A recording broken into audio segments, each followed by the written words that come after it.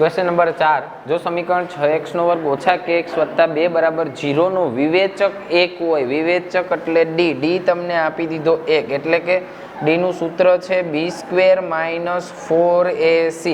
આ રકમ ઉપરથી પહેલા એબીસી લખી લો.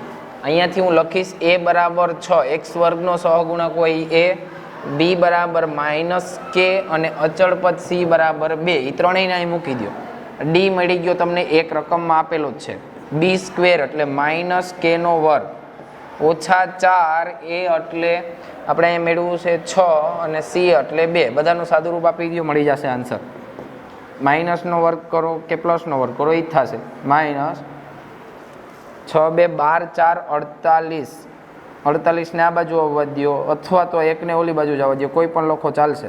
તો અહીં લખો 0 બરાબર k² માઇનસ એક આ બાજુ આવ્યા એટલે માઇનસ થશે, -48 હતા ને એક આવ્યો એટલે -49.